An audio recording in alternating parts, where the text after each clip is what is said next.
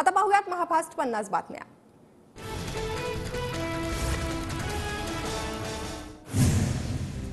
नाशिकमध्ये मंत्री गिरीश महाजन आणि दादा भुसेंनी घेतली मुख्यमंत्र्यांची भेट। नाशिक लोकसभेच्या जागेसंदर्भात भेट घेतल्याची सूत्रांची माहिती। नाशिकच्या जागेवर उमेदवार लवकर जाहीर करण्याची मागणी।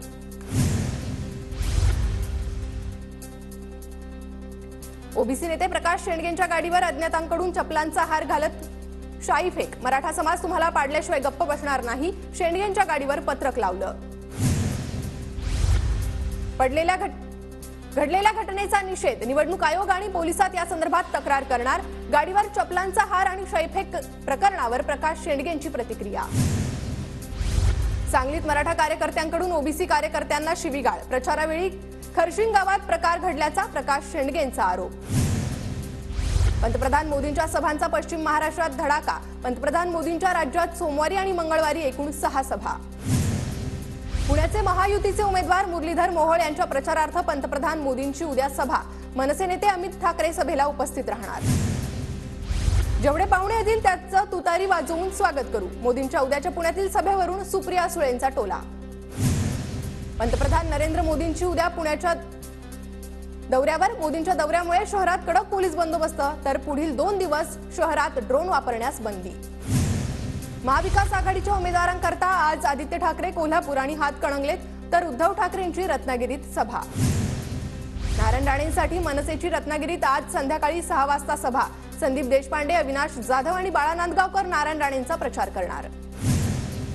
मुख्यमंत्री एकनाथ शिंदे सांगलीच्या दौऱ्यावर। धैर्यशील मानेंच्या प्रचारासाठी शिंदेंच्या 3 सभा होणार।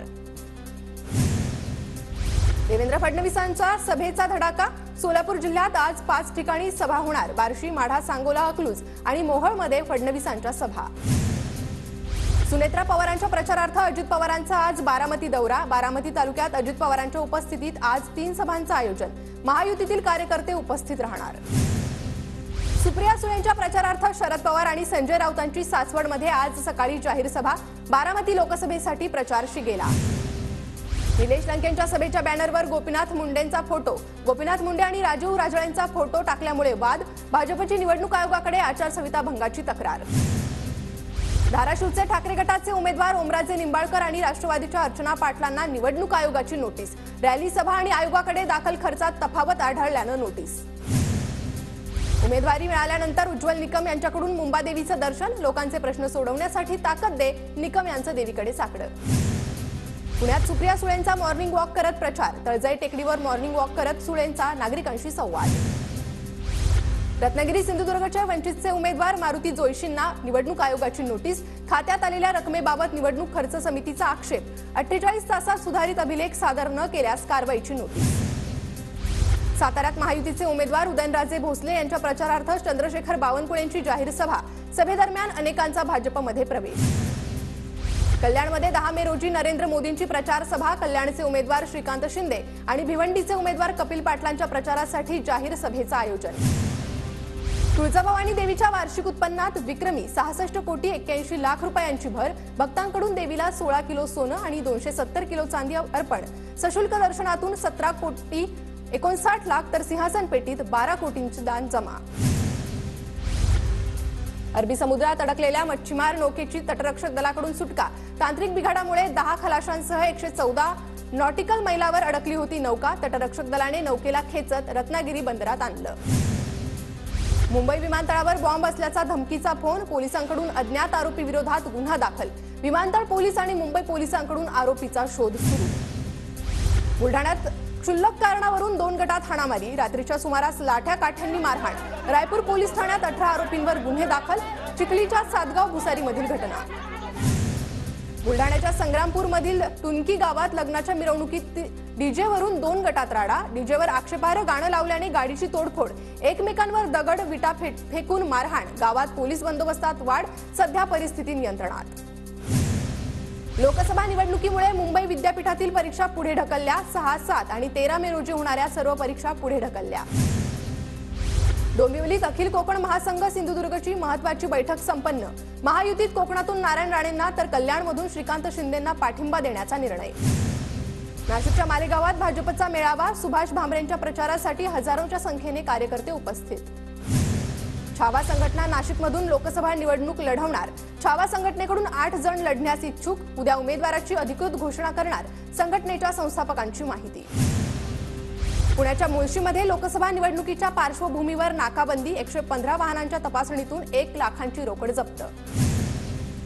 भांडूपमधील सोनापूर सिग्नलवर कॅशने भरलेली गाडी निवडणूक आयोगाच्या पथकानं पकडली। जप्त केलेली कॅश 3 ते 3.5 कोटी असल्याची माहिती।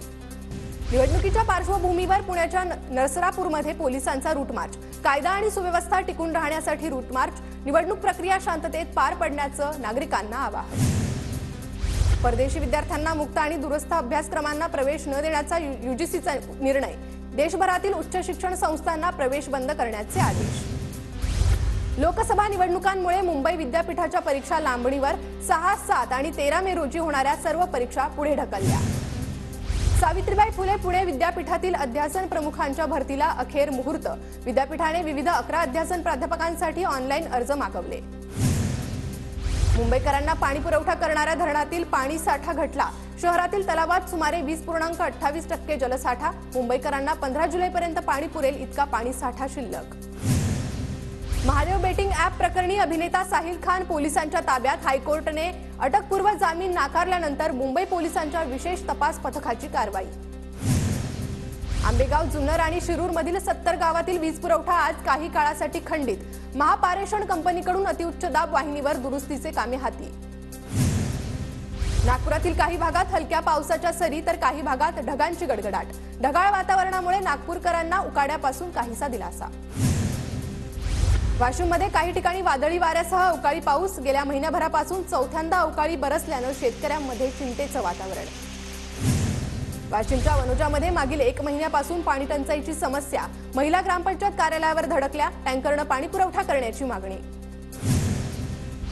गोदावरी नदीला जलपर्णीचा विळखा। नदीपात्रातील पाणी दूषित झाल्यानं नागरिकांकडून चिंता व्यक्त। जिल्हा प्रशासनाकडे तात्काळ नियोजन करण्याची मागणी। गोंदियात अवकाळी पाऊस आणि उन्हाच्या तडाख्यामुळे भाजीपाल्याची आवक घटली। दरात वाढ झाल्यानं सर्वसामान्यांचं बजेट कोलमडलं। गोंदियाच्या कुंभारे नगरमध्ये प्राथमिक आरोग्य केंद्रात चोरी केल्याचं प्रकरण। 2 आरोपींना 5 वर्षांचा कारावास आणि 1000 रुपयांचा दंड।